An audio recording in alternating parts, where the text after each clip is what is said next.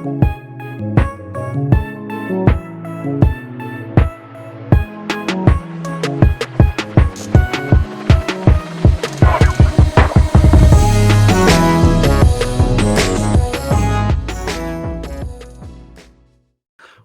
to another episode of the No Ceilings Podcast. I am Tyler Metcalf, joined as always by Tyler Rucker. Rucker, how are we doing?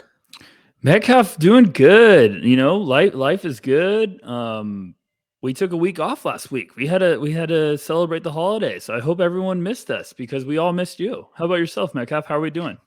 I am fantastic. Just Michigan embarrassing Ohio State again for back-to-back seasons. Phenomenal feeling. I mean, we didn't get 40 seconds into the show before that Correct. drop. I mean, Absolutely. you were waiting. You were locked and loaded. I've just been running up and down the streets in Minnesota, and people are like, "Why is this kid screaming about Michigan?" Like, wrong state, bud.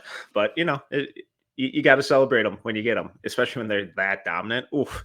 Side note: I saw someone changed the owner of Ohio State football on Wikipedia to Donovan Edwards. So that's just delightful. God, Ryan Day, what a fraud. God, you thought Mel Tucker was a fraud of a coach? Look at Ryan Day. Look at this bum. Oh, God. Okay. Well, now that introducing the college football show for No Ceilings. Oh, well, now that every Ohio State fan has tuned out. No, I'm fantastic. Just Thanksgiving was a blast. I just cooked the whole feast. It was delightful. One might say I had a few too many bottles of wine, but who's to judge? We took the week off. It felt weird. We're back. We got 2 episodes coming this week. So Thursday, Friday is both of us. We're making up for last week. But now that we're basically a quarter of the way through the season, we kind of wanted to revisit who some of the biggest movers on our draft boards have been based on our preseason rankings. Obviously, college and high school play are very different levels of competition, and one with that brings a whole lot of movement with these boards. Overall, big picture with your board, have you found yourself moving guys a lot? Have just minor adjustments here and there, waiting and seeing, or are you just kind of taking it as it comes? I would say a little bit of both. This is, as Metcalf's kind of hinting on, this is where we're going to start getting really exciting for all the listeners. This is the time of the year where it's like, okay, here we go. Let's buckle up. Let's really get after it. And I know we got some good episodes and ideas, in the works for the future, but now you get to really talk about movement and who's impressed and who's really making a statement in the college basketball world. And I feel like there's a lot of names I'm adding to my board. There's a lot of names I'm moving very high on my board that, I started out the season, had them much lower. And now I'm like, okay, they really hit the ground running. There's some guys that, I'm still waiting for them to find that next gear. Some guys that we're still in wait and see mode with a lot. And there's just, obviously there's some incoming freshmen that I think have gotten out to a slow start, but that's expected. We've been talking about that all preseason. We've been saying, hey, we have these rankings, we have these preseason big boards. There's going to be a lot of guys that do not hit the ground running, and it just happens every year. So how about yourself? Have you been moving a lot, Metcalf, with your board, or are you just kind of tinkering? I try to be less reactionary about it. So I try to keep it to just kind of minor tinkering after, each game.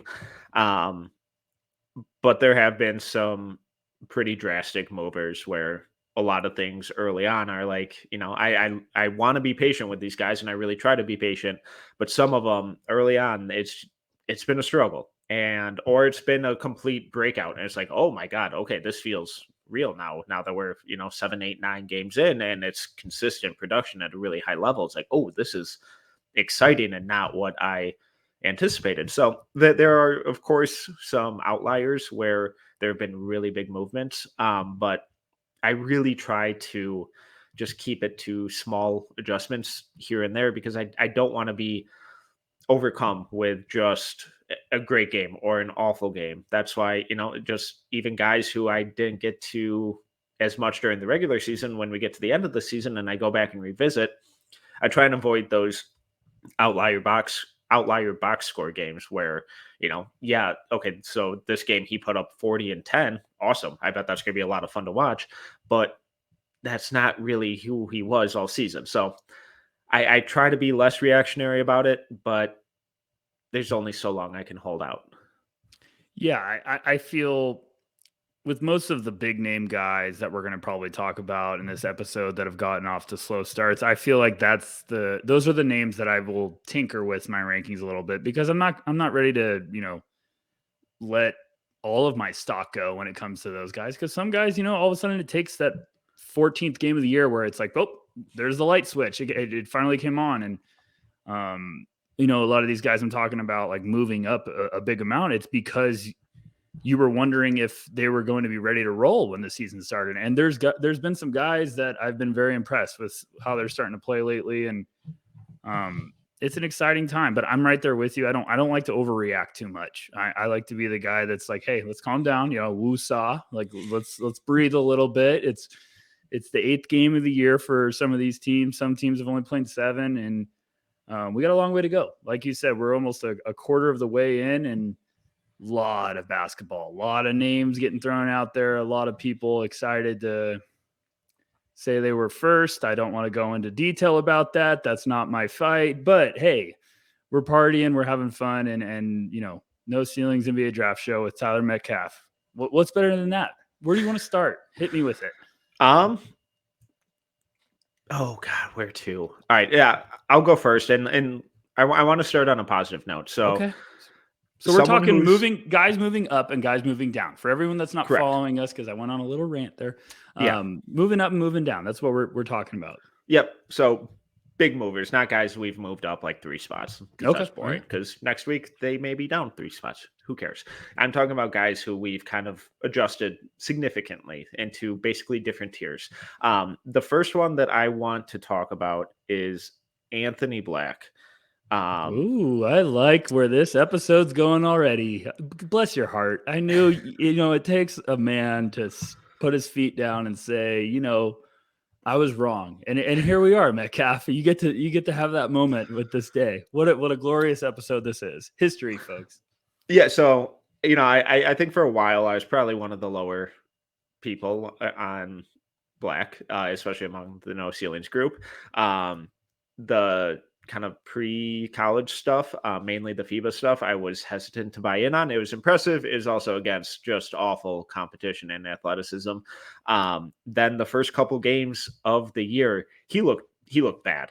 Yeah. Like there was some good defense, but the offense was awful. He was timid. He didn't look for a shot. He couldn't get to the rim. The passing was fine, but since he wasn't a threat to score, he didn't really create anything for anyone else. I at one point had dropped him to like the mid 30s.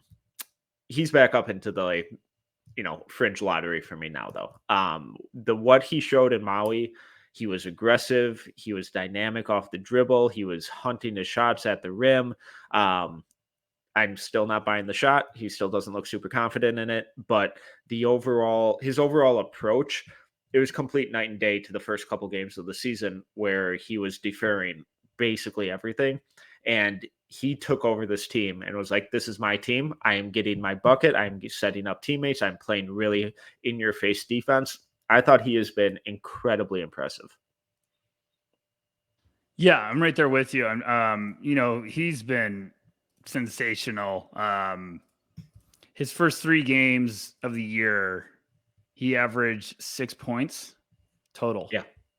His last 4 games, he's up to 20.3 points, 5.5 rebounds, 4.0 assists, 1.8 steals, shooting splits of 56, 42, 80. He is smoking, folks. He is literally, and this is my favorite part of those, if you want to call them tournaments or invitationals or whatever terminology you want to use, but it feels like that's the confidence builder for a lot of prospects. I mean, we saw it with Anthony Edwards when he went to Maui. All of a sudden it was like, whoa, who's this guy? He looks unstoppable out there. And then Anthony Black was sensational in those. Couple of guys that I think we might mention in this episode during the Phil Knight and Invitational just really started to come into their own. And it's exciting. You see these young players kind of get their feet wet, and they're like, okay, I'm a college basketball player. And then all of a sudden it's just snap of a finger, the light comes on, and we get to all watch the confidence just oozing out of them. And I've loved what I've seen. I think now we're on the path of him becoming a real serious prospect if he's not already. I mean, I'm right there with you. I need to see a lot more of the shot on a consistent level, but some of the playmaking flashes he's shown, some of the decisions he's made.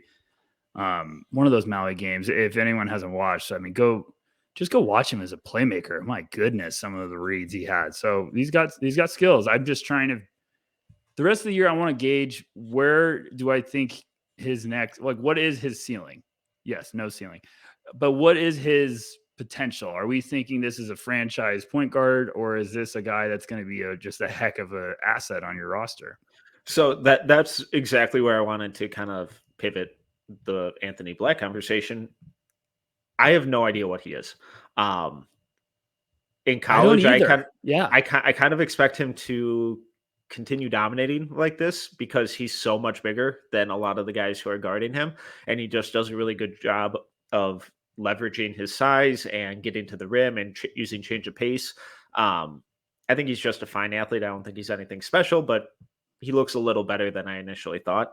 Um, I still worry about how that game and that play style translates to the NBA when he's being guarded against guys his size who are better if or the same level of athlete with more experience. And I'm not sure that he's able to generate that same or that he will be able to generate that same level of rim pressure in the NBA because so much of it right now is based on how much bigger that he is than the guys he's going against. So, do you think he's going to be one of these like wing connectors where he's moving the ball, he's cutting, he's playing a little more off ball, or do you think his kind of best, highest potential is at that kind of full-time point guard role?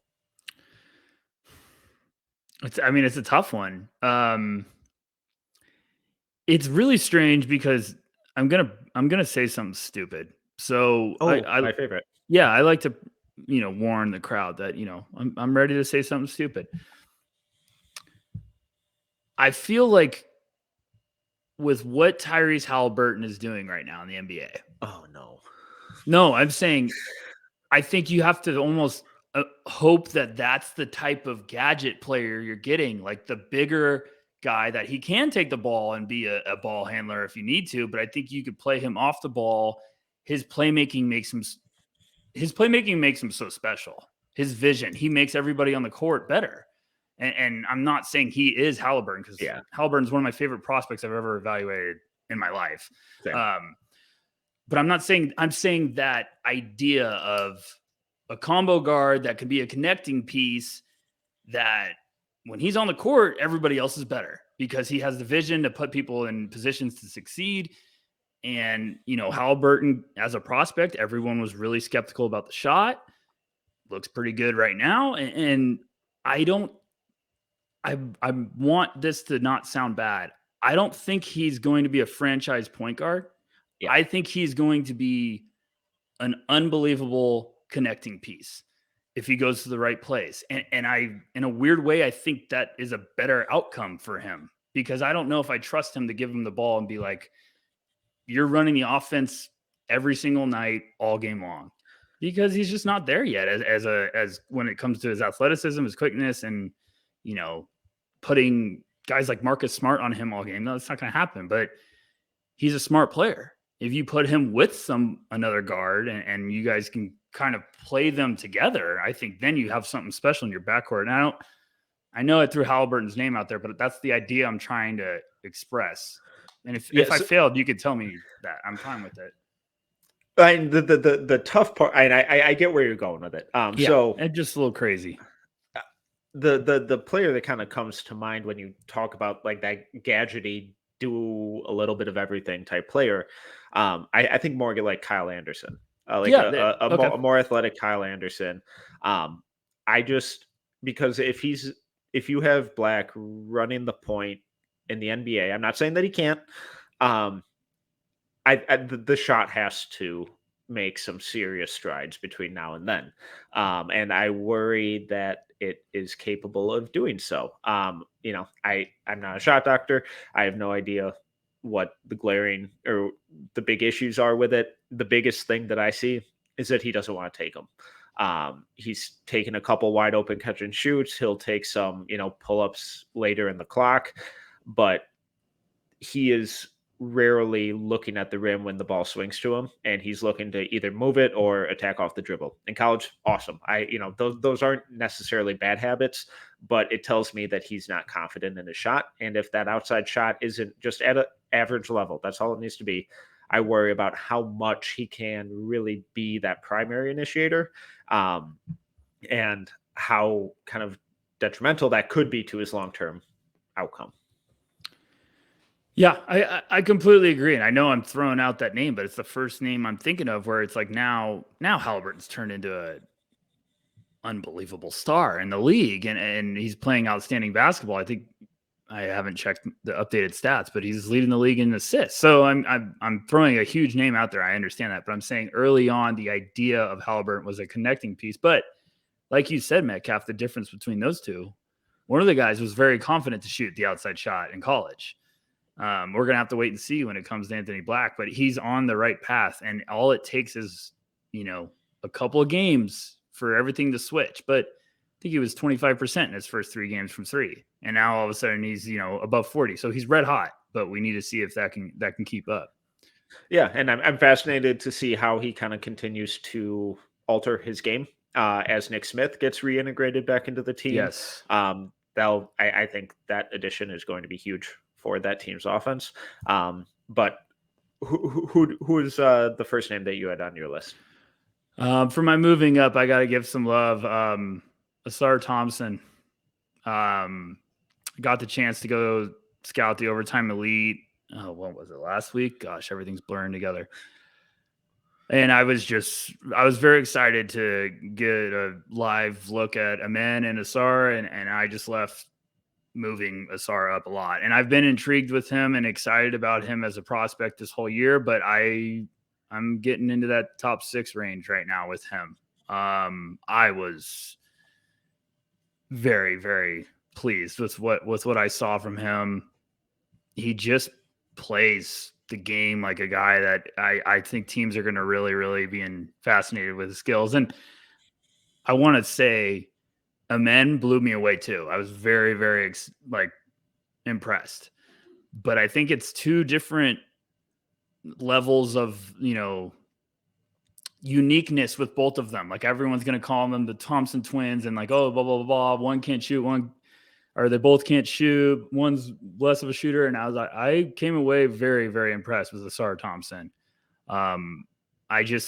Me and Corey, I think, are kind of thinking about doing a piece together where we're going to combine those guys. But just when it comes to Ausar, he just played the game poised. I like how he handled himself. I think the shot, I understand what Corey was telling us about when we did that overtime elite pro day recap. I understand what he's saying with that shot. That shot is looking good.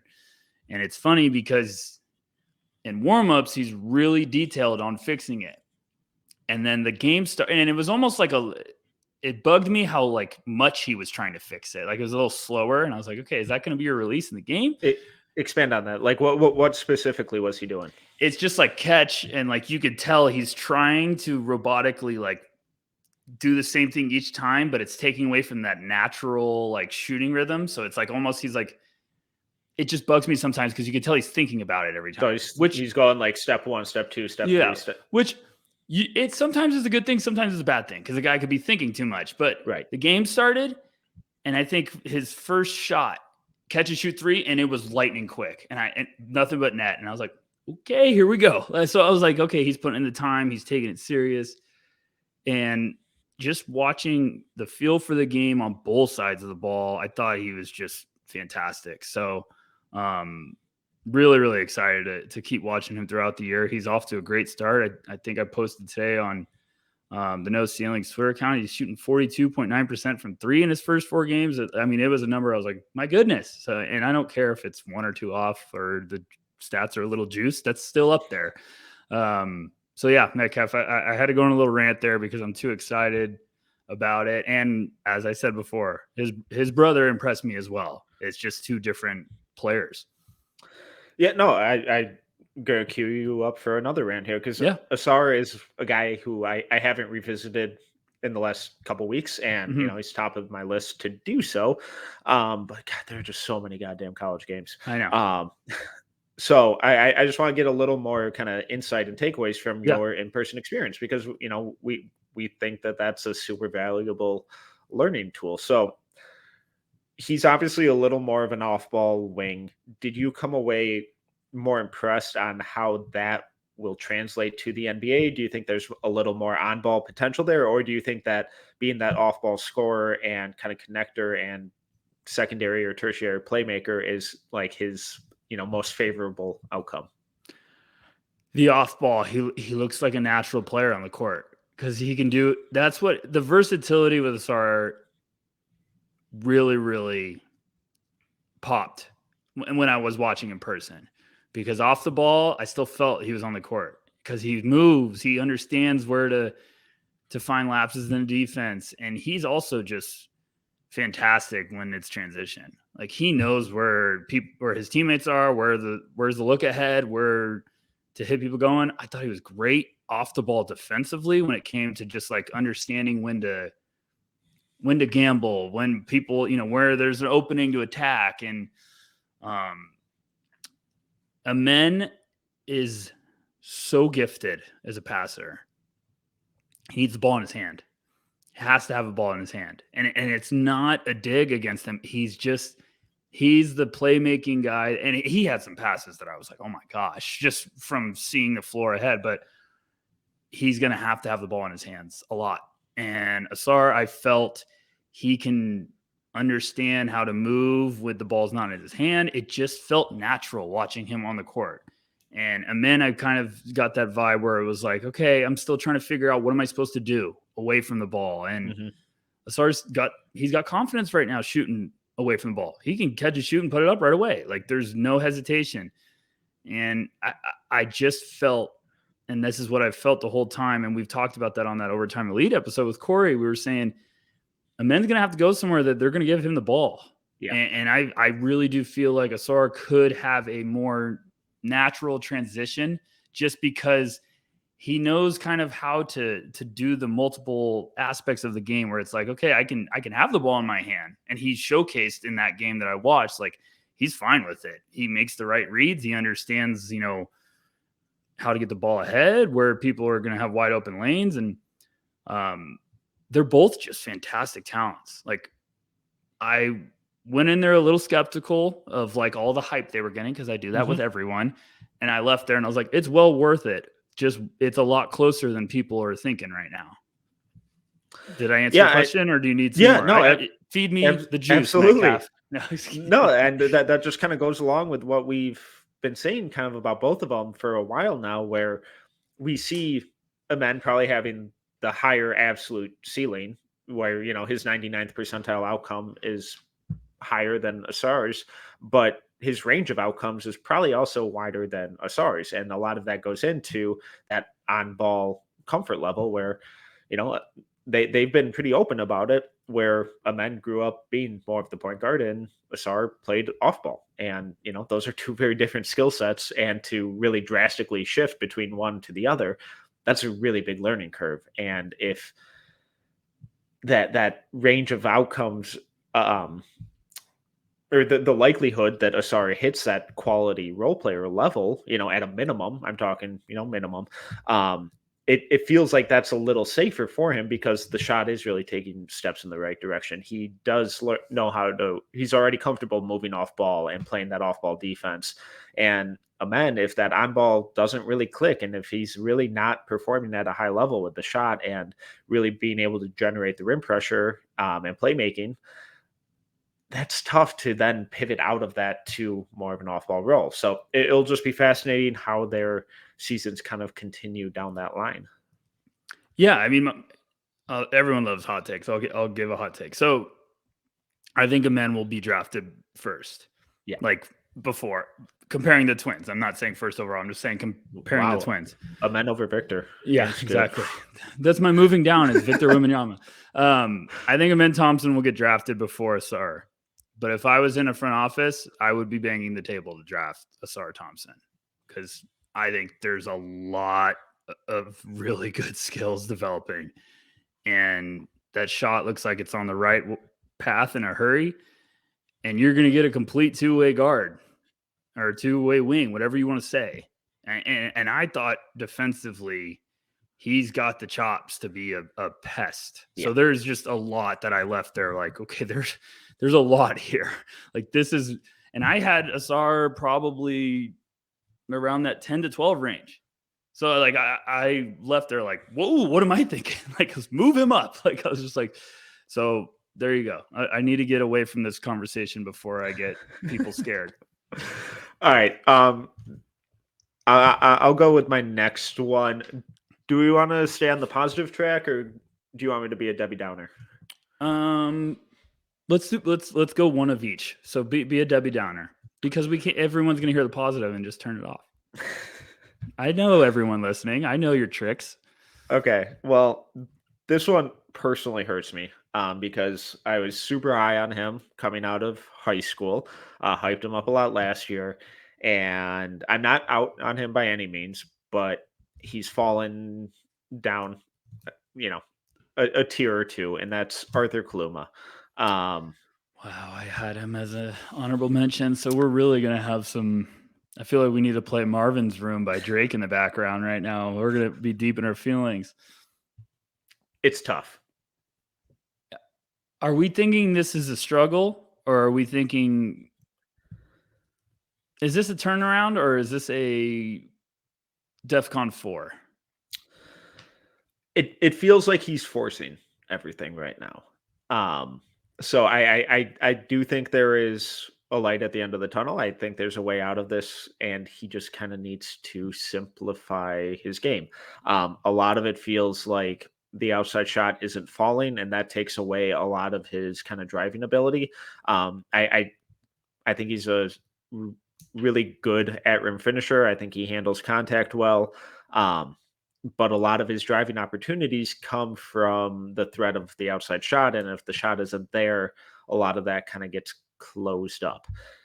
It's not there right now. And it looks like he's forcing shots. It looks like he's just kind of barreling through guys at the rim and being inefficient on offense. It almost looks a little like he heard a lot of the preseason hype, and it's not going in that direction, and he just needs to take a deep breath, simplify his game, and once he gets in that rhythm, I do think there's a lot there to really kind of kickstart what both of us saw coming into this year and get him back on that track that he ended last season with. Yeah, I mean he averaged 10, 5, 1 and shot 44, 26, 67 last year. But everyone started getting really pumped on him because of the end of the season play. He was just another person. Now he's at 12, 5, 1, shooting splits of 43, 30, 68.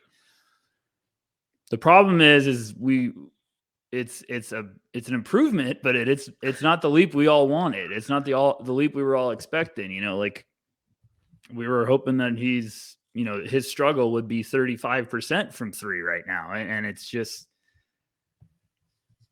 I'm right there with you. I think it's a guy that got a lot of hype, a lot of buzz, and heard it. And sometimes that's dangerous when you keep getting told how good of a year you're going to have, and then all of a sudden you get out there and all of a sudden things aren't clicking the way you're expected. And you learn a lot about a prospect too when you're evaluating them. So I'm excited as ever to watch him moving forward because we're going to find out a lot about Arthur Kaluma.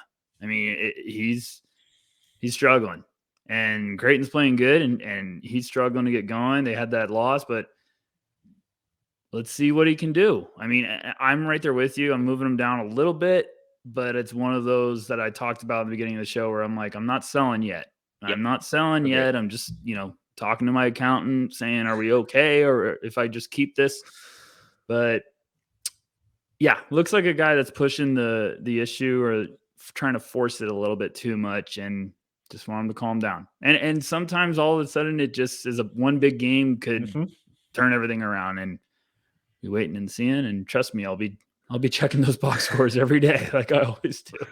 Yeah, and it'll be fascinating to see how he kind of plays himself out of this rut, Right. because that tells you a lot about a player and their kind of mental fortitude and what their teammates and their coaching staff thinks of them as a player. Because if he keeps getting these minutes, and I'm assuming he will, it'd be really shocking if he got relegated to a lesser role, especially given what that Creighton bench looks like. They're fine, but that starting five is really where all of their, or the vast majority of their production comes from. It'll tell you a lot about what he thinks of himself, what his teammates think of him, and what his coaching staff thinks of him. Because this Creighton team's really good. They are loaded in that starting five, and I kind of expect them to run away with the Big East. He should be a part of their national title run if he gets back to the player that he ended last season as, and the player that we think he could be.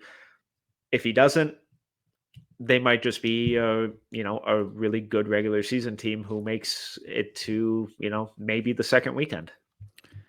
And that's the problem when you got a wagon of a team. When your shot's not falling, somebody else's is going to be falling, and you're going to feed the hot hand. And that just happens. But he's like you're saying, they're going to have a tough team all year. He's just got to figure it out and kind of relax a little bit, find his groove. And, maybe he's trying to be a guy that's putting up 20 a night. Maybe that's not who Arthur Kaluma is right now. And he needs to realize that, and just efficiency. That's where you can really turn it around, is be like, okay, be efficient. Don't force it. Don't just look to get yours when you feel like you've got to score. Just be efficient. So I'm right there with you. I think it'll be fine, but he's definitely a guy that I'm nervous. Every time I look at his name, I'm like, come on, Arthur, need you, bud. Come on, we believe.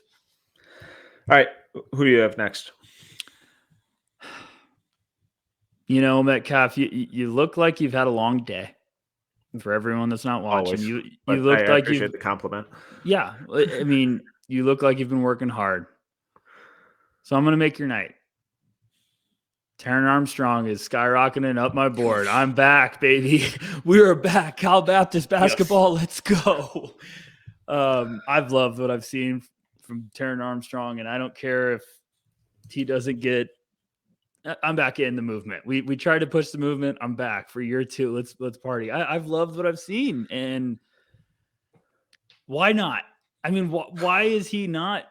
I feel like we got to be believing in higher, right? By taking crazy pills? I have no fucking clue. I mean, come on. What else do we need from this guy? I mean, I don't know. I just wanted to get you excited. So if you want to go on the rant, I'll let you have it right now. But I think he's been fantastic. I'm really excited about what he's going to do the rest of this year.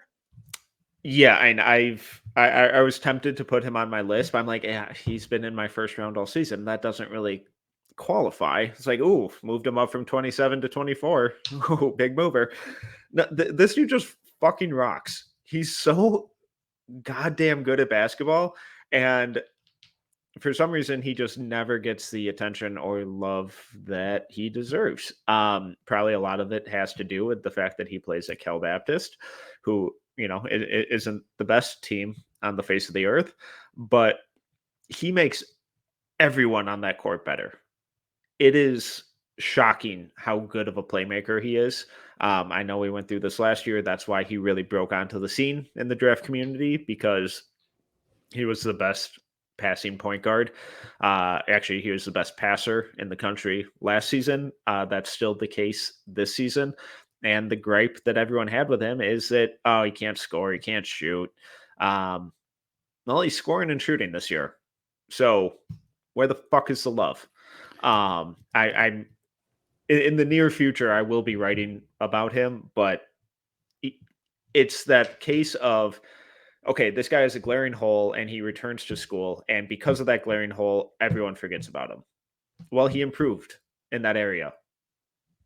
The playmaking, the size, the defense, the basketball IQ, it's all at an NBA level. So what is the complaint with it? It drives me crazy. It's the Sumu effect. Yeah. We're making up laws now. I feel like Io went back to Illinois every year, and every single year it was like, okay, he needs to improve on this. He did it. He needs to improve on his outside shot. He did it. And then he gets drafted late, goes to the NBA. Everyone's like, why does this guy get drafted so late? And it's like, I don't know. Tell us. Why did he? Because every single year he did what he needed to do to get better and improve his quote unquote weaknesses. Taran Armstrong last year averaged 10.5 points, 5.2 rebounds, 6.3 assists, shooting splits 39, 30, 64. He's averaging 14.3 points, 6 rebounds, 4.4 assists, 50% from the field, 50% from three. He's 6'5". How many attempts, just to clarify for the small sample? 3.1 attempts per game. That is an increase from last year. Yeah, it is. This is what I can't stand is like Taran Armstrong was fantastic last year. He got a little bit of like a, hey, nice to meet you. My name's Taran Armstrong on some of our draft boards, and the mainstream ones of like, oh, who's this Cal Baptist point guard? Then he calmed down a little bit because he faced some tough opponents this year. And we were like, okay, he needs to develop an outside shot. He's shown that this year. He's 6'5". He's probably still the best passing guard, maybe player in college basketball right now. But you're talking 100%. About this year, like, yeah, he's playing at Cal Baptist, but at Washington, he puts up 18, 5, and 6 with 2 blocks, 5 for 8 from the field. They get a big win on the road. Going up against Minnesota, they lose, but he puts up 24, 6, and 2. And all of it was in the second half. 9 of 18 from the field. I mean, I don't care if everyone's like, Minnesota's not as good as they are. It's still going up against tougher competition when it comes to your conference. So I think Taran Armstrong is absolutely a guy that deserves to get a lot more love. We know how good he is as a passer. We know some of the looks he can make. I just don't get it. Why not? Why not? So there you go. No idea. And I swear to God, if anyone references assist to turnover ratio or a drop in assists, I will lose my goddamn mind. I will fucking lose it. Please not after 7 games. Please don't hit me with the assist to turnover. Like give me at least 15 games before we have that conversation. I'm also waiting for it's coming. So I'm waiting for the 40-minute Derek Lively stats. It's gonna happen. Someone's gonna hit me with it. And I'm like, please don't do it. And I think Lively had a good game tonight. But anyways. Good. It's about time. Yeah, and I don't know what else. If he continues doing this throughout the year, obviously he's not going to shoot 50% from 3 for the season. Whatever. If he's at 35, awesome, massive win. I was in last year. I'm in this year. I don't know what else he really has to do to start getting some goddamn respect. But we love him. Hopefully the rest of the draft community starts loving him quickly too, because what we asked for, he's delivering on. And what else can we, ask for with these guys? Right there with you. All right. Hit me with it. Now give me your next positive. Who are you moving up? This is number 2 for you. I've got Ausar and Taran Armstrong skyrocketing up my boards. Who do you got? All right. There are 2 guys I could go with. I'm going to go with Kyle Filipowski. Man, I'm right there with you. He's looked so good. He has looked good. I was really confused with him coming into the season because the high school games that I saw, he was either dominant and the best player on the court by a wide margin or a complete non-factor. And I had no idea what to do with that. His motor and intensity on both ends of the floor has been awesome. The scoring versatility, the footwork, the defense, I think it's all really good. I love how he moves his feet on defense. He's a little too upright in his stance, but he's 7 feet, 7'1". So there are some physical limitations that come with that. He's just been incredibly impressive and arguably the best player on Duke this year. He has been. Yeah. I was just going to say that. I don't care what anyone wants to say about, oh, well, other guys just, he's been Duke's best player the whole Yeah. year. And this is coming from someone, I was very low on Filipowski going into the year because I was like, I was right there with you. I was very confused. I was like, I went into this year saying, I think this is a very, very talented basketball player that is going to do damage in college. I don't know if it's going to translate to the next level. That's all I was saying. Like, I was like, it wouldn't shock me if he goes to the college and is just the perfect college player because he can shoot. He's got size. He can pass. Got a great feel. And I'm wrong right now because he's fun. Yeah. Because he might not have the athleticism and the quickness other guys has.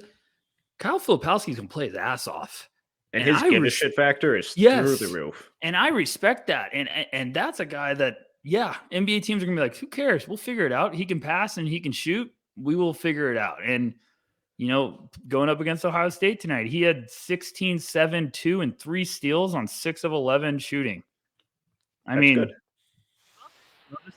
Didn't take 1 3, which I really love to see because I know he can shoot those, but he probably battled inside. So I'm excited to watch that film. But right there with you, Metcalf, was a very confusing guy. And because we talked about his high school film. His high school film, he looked dominant. And I was just like, okay, is this going to have a potential NBA future? Or is this a guy that just kicks the crap out of college? And right now he has been Duke's best player. I didn't mean to cut you off, but.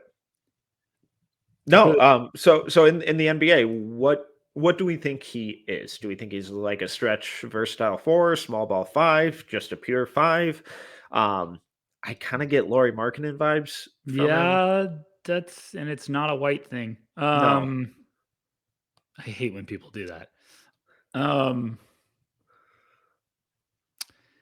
just don't know because it's just a weird. That's why I was confused with him coming into college because although he's got the size for a center, I feel like he's a bit of a tweener, and tweeners are becoming extinct unless you're like the 4 that could survive, or you're the 3 that can survive as a 4. And I feel like the 4-5 tweener is a little bit of a, you know what I'm trying to say? Like Draymond's a different story, but you know what I'm saying? Like if you're going to be the underside, or if you're going to be the 4 that could play 5, you got to be able to do a lot. Like you got to be able to defend your ass off. And I just don't know with Filipowski. It's one of those that's going to keep puzzling me all year. And then I'm probably going to have one game where I'm like, okay, I got it. But what do you think? You're into that mad scientist stuff. So are you thinking he's a center, or are we just saying he's a big that can probably survive if he's a 4 on the court? I think it's more that I think his kind of, I would guess that he gets most of his minutes kind of at, the quote unquote 4, a little Kevin Love-esque, again, not a white thing. I love that we just named the most white the 2 white guys. Like out of all, it's not a white thing, but what we just named. But here are 2 white guys. No, but like I think he not a Nick Collison thing, or I think playing Luke him Cornett. with another center would probably be most beneficial for him because I do think he can move pretty well on the perimeter. I'm not confident yet in his ability to really handle like NBA level physicality in the post and rebounding. He fights. I'm just not sure he's necessarily strong enough or has the build for it because that's a brutal job. Again, that's not trying to take away anything from him, but I just think the kind of 4 is where we'll see most of him, and then he just gives teams a really good options if they want to go, scale down and then go to more of a 5-out system, and then he could, really dominate in those, secondary and tertiary lineups where backups are in, or if the opponents try to go small, he can still be that 7-foot center who can still kind of move and hold his own on the perimeter, and then really punish them on offense. So I just think he has a lot of versatility, and it could get a little tricky with the lineups and how he's really used at the next level. But I do think there are a lot of really creative and smart ways that he can be fully optimized. I don't need a number, but give me a range. On draft board, Yeah. I have him at This is 17 right now. okay. Where do you have him? I'm not gonna lie to everyone. I don't have my stuff finalized. I've been moving stuff around all day, and I just looked at it again, and I was like, nope, still hate it. So, I'd have Okay. him in the top, I'd have him in the first, and this is a guy that I had him very, very low to start. I had him like in the 50s because I just didn't know if I saw it as a one and done, and then Same. I haven't updated everything, but there's also some guys I need to move down. Okay, so just a little this or that. So Filipowski or Gigi Jackson? Oh wow, that's not close for me, but I love you. I have Gigi. Oh, Yeah, I same. have very yeah. Okay. Oh, okay. I thought you were trying to No. like Nope, start just beef. kind of nope, just gauging a range. All right. Okay. So like Filipowski or Anthony Black, Anthony Black. Filipowski or Cason Wallace, Cason Wallace.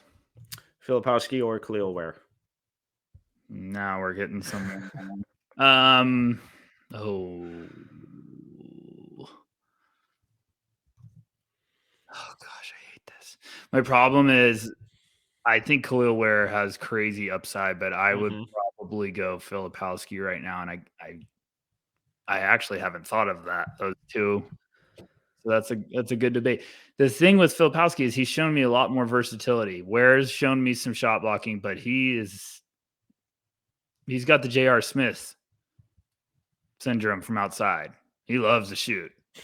I mean, I think he went 2 for 9 against Michigan State, and I was just like, oh, man, feels like he shot 18 times. But Ware can shoot. It's just I think Filipowski's got a little bit more seasoning with his game right now, where like if he's not scoring, I still know he's going to make an impact, and Ware's just raw. So I would lean Filipowski right now, but that's just because I think Ware is unfinished. Okay, last one, Filipowski or Derek Lively? Probably the exact same answer. Yeah. Lively's. He had a good game tonight. I need him to have 4 in a row. Thrilled to watch it. Yeah, I'm very excited to watch it, but I need him to have like 4 in a row because I think he's got a lot of the wear. And that's Lively I'm being patient with because slow start to the year. Please let the light switch come on because the flashes are very fun. I'm very excited about the flashes, but I also can see some very rawness. Yeah, the thing about Flash is that I really prefer the power to stay on for prolonged periods of time. And not a big flashlight guy. No. I like my electricity to stay on. Yeah. All right. Who's next on your list? I'm taking a turn to negative town, correct? Whatever you feel is right. No, I mean you went positive, right? I did.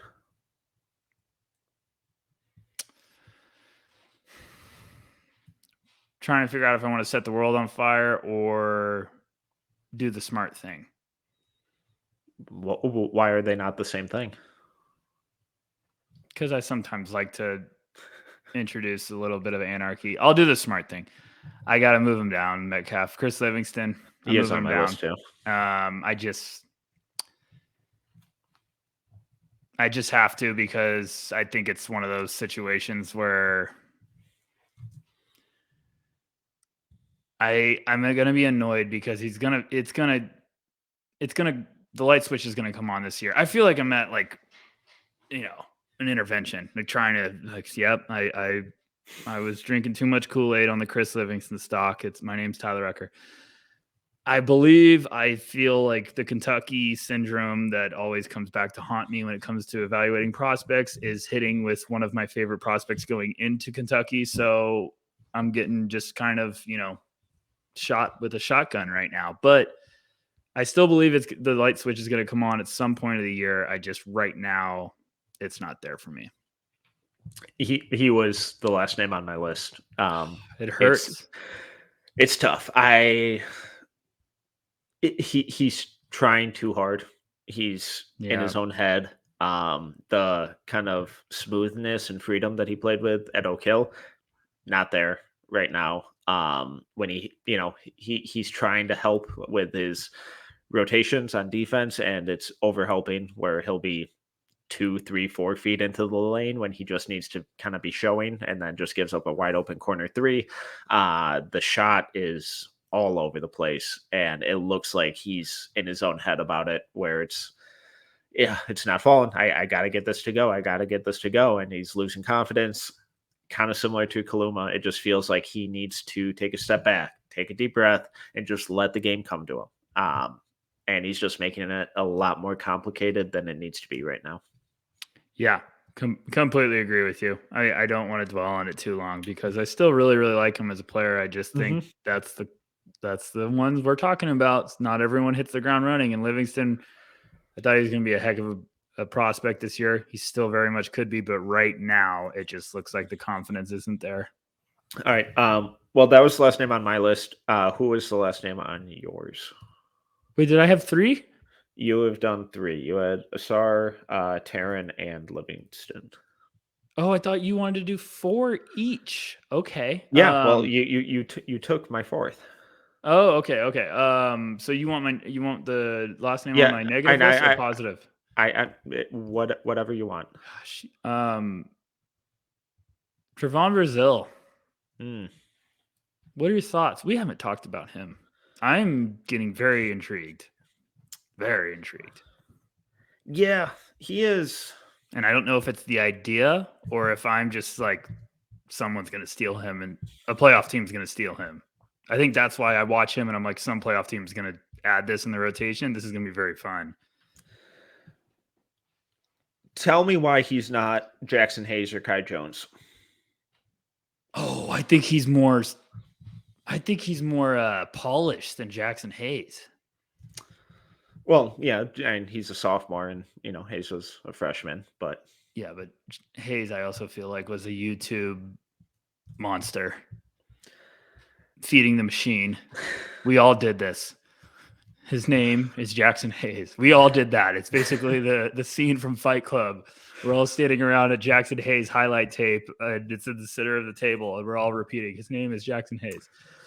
Yes, I think Brazile just gives that idea of like the length, the defensive upside, and the outside shooting kind of grooming all together, where it's like, okay, he could be a little nasty and space the floor. And I don't think he's going to be like heavy starter minutes, but I think he could be a very, very nice addition. Like maybe Bobby Portis vibes. Yeah, I'm really proud that I compared someone to Bobby Portis. Very, very proud. I mean, it is, come on, folks. It's November 30th. I'm throwing out Bobby Portis comparisons. I'm on one tonight. Go ahead. Obviously, you're not in there yet. Okay, I'm excited. I'm intrigued. I have him like early, mid-second round. That's where I have him. Like 40-ish. Yes. So I'm intrigued. And the athleticism, it's freakish. It is what it is. The spot up shooting, I think he's a good shooter. I think the defense is really hit or miss, where when things are really clicking with him, he looks awesome and he's a really good rim protector. The athleticism, allows him to defend a little bit on the perimeter. I'm not sure the processing and the recognition of stuff is always there, and the discipline is always there. I thought the Crane game, his defense was pretty bad. I thought he was chasing stuff out of position a lot, not rotating, missing rotations, over pressing in the post and giving up easy layups, reading screens wrong. So maybe that may have just been an adrenaline thing, because that was an awesome game to watch. But I'm not quite there where it's like, okay, this guy is a for sure NBA player. The tools are fascinating. There is so much to like there, and just the competitiveness and the confidence that he plays with. It's what you want from your guys. I'm just gonna he's gonna have to show me a lot more consistency on the defensive end for me to be fully in. No, yeah, I'm right there. I'm just saying this is a guy I moved up a ton because I had him very, very low, and now I'm in that range of like, okay, this might be a early second round guy, and that's a big jump. right now. So I'm right there with you. I need to see more consistency with a lot of these guys because anyone can get on a little heater of a stretch. You need to be able, and then when you do that, teams start scouting you to prevent you from, being the guy that drops 18 and is the reason why they lost the game because you had a out of body experience. And I'm not saying Brazile can't play like that, but now you get more attention. You get more focus from assistant coaches trying to stop you. And that's why I want to see more. But right now he's got my attention as a potential second round guy that could offer some upside because I just like the tools, the athleticism, like you said, is there. And defensively, I think if he could prove that he can become a defensive asset, that would spark his stock a lot because like you said, when you have that skill set, you have to be consistent. You can't have those wild games where it's like, oh, you were a liability. You got to be able to tone in. And he loves the highlight, which means he's chasing blocks all the time. Yeah. Which when it works, it's like, oh, fuck, that shot ended up in the upper deck. When it doesn't, guys are getting tip dunks left and right. I agree. 100%. All right. Well, Rucker, this is a blast, but it is time for America's favorite segment. It's been a long time. I forgot to prep you on this, but yeah. Now I'm gonna throw a curveball at you. Did you have anybody that we didn't mention that you honorable mentions? I like the honorable mentions. I made you do. Yeah. See, I'm throwing you curveballs now. Ricky Council. I had Ricky Council too. He's up to 31 for me. What he's showing off the bounce, the scoring, the at-rim finishing, the mid-range shooting. He's looked incredible this season. Yes, I had him on my list too. Jordan Hawkins. Yeah, he's fun. I love him. I mean, I threw him as like an honorable mention, even though I still had a first round grade on him in the beginning of the year. But now I'm starting to be like, okay, do I need to be having a serious conversation with myself about even trying to move him up a little bit more? I just think you have him first round. Wow. Yeah. Okay. I had him there, Metcalf. Been on that island. Built a really nice property on the water on that island. I just think that there's some serious tools with his movement shooting. And I have a first rounder, but that's what I'm saying. Like a team that needs a spark off the rotation. If you could get Jordan Hawkins into the mix, you'd get a guy that could really light it up in a hurry. So I just like his game a lot. That's one I want to keep watching. And then my only other guy I'm moving up a lot is, I have to give a shout out to Maxwell because Maxwell Lewis is really getting me excited to dive into that film. Omar Ballo, Arizona. That's my wild card. The dude is he gonna get him a contract. He keeps playing like this. Someone's gonna put him on the bench. I'm telling you, he's looked great. So my only other one was Adama Sanogo for UConn. Yeah. Oof. This dude's just hitting pick and pop threes left and right now. And like spinning to avoid rotating defenders out of the short roll. His footwork, his mobility, the offensive stuff. It's like, what the fuck were you eating over the summer? Because this is new. God, I've been swearing left and right. Yeah, I know. I mean, come on, we're gonna get banned. All sorts of riled up. That's what the explicit tag's for. Yeah, exactly. Do you have anybody else, or do you have any moving down mentions? Alex Fudge. It hurts. No, wow, you giving it up? I haven't dove back into his film after we had the watch the we went to DEFCON game. 4. It's bad. Mm-hmm. Don't tell me no this. No one loves a massive missed dunk more than Alex Fudge. No, don't tell me this. Yeah, it's not what I want. Nolan Hickman. That sucks too. He just I don't know what that Gonzaga team is doing. I'm still a couple games behind, so maybe things have changed. But those are probably the two other big ones for me.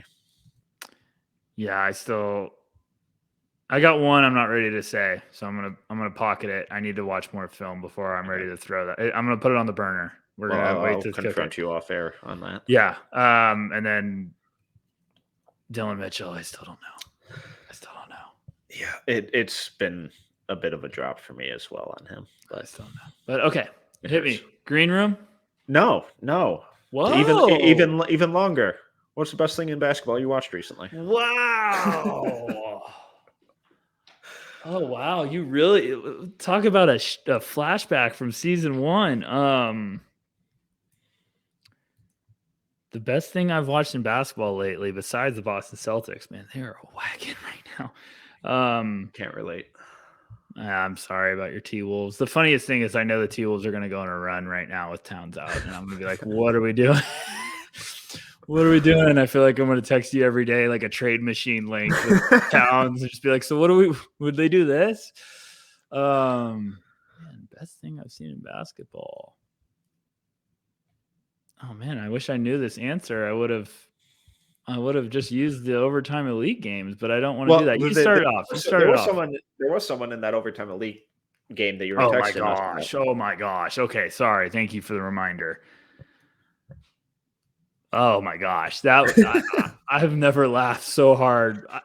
Okay, so like for anyone that ever, if you get to the chance to meet me in public or see me at a game scouting, I usually just am emotionless because I'm just locked in. I'm like, all right, I don't really want to talk to anyone when the game's going on. I want to just focus, and I'm trying to watch 300 things.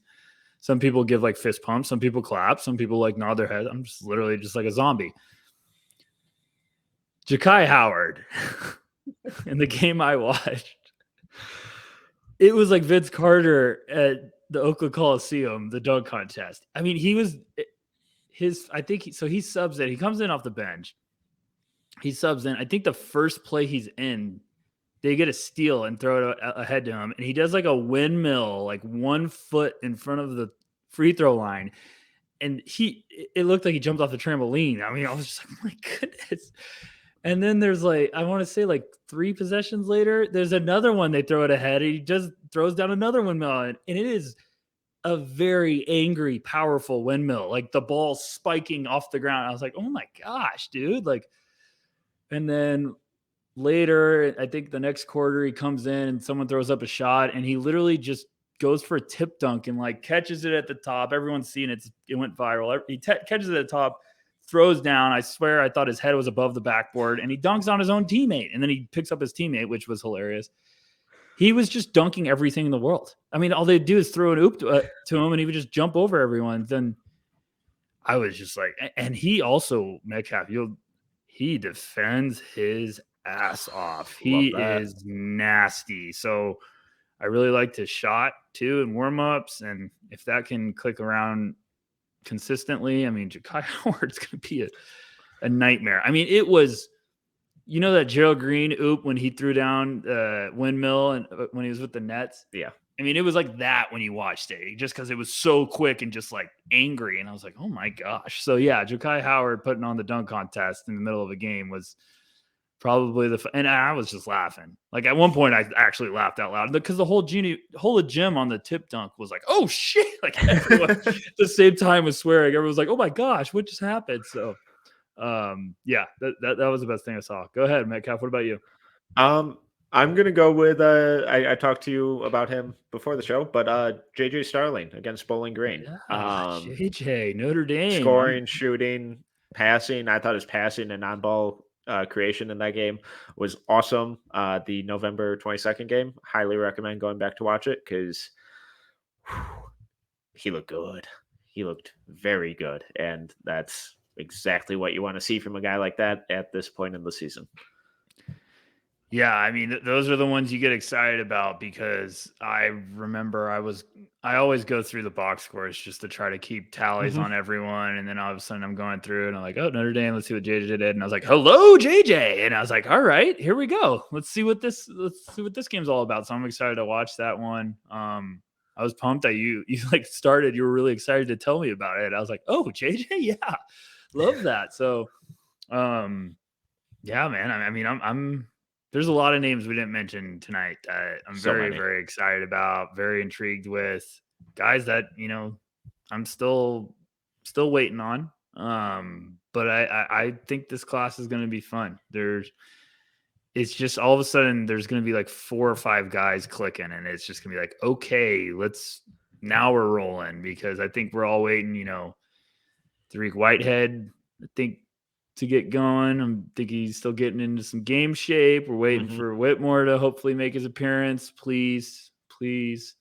Very much waiting for that. Nick Smith, I'm waiting for him to get some more minutes, and a lot of guys. So, well, Rucker, plug away. Tell the people where they can find you. I'm at noceilingsnba.com. I just published a piece this morning about one of my favorite guys so far in this class, on Colby Jones of Xavier. So go check that out. Now that the scouting trips slowed down a little bit, still got some planned, but I'm going to be writing now. I'm getting back on my stuff. I'll have some YouTube videos going on. So check out our channel. Thank you to everyone that gave us a shout out about, No Ceilings being your top 5 podcast. That's really, really cool. Awesome. It was very cool. Made my day. So Metcalf, everyone listening, buckle up. We got another one coming up on Friday that, it starts with the letter M. We're going to have some fun. Mock draft. Well, once again, I'm Tyler Metcalf. You can follow me on Twitter at TMetcalf11. You can find all of our work at noceilingsnba.com. It's 100% free. Just click that subscribe button to make sure that you never miss anything that gets published. You can follow us across all socials at No Ceilings NBA and on YouTube at No Ceilings TV. If you enjoyed this episode, please make sure to subscribe, leave a review, and 5-star rating. Till next time. See ya.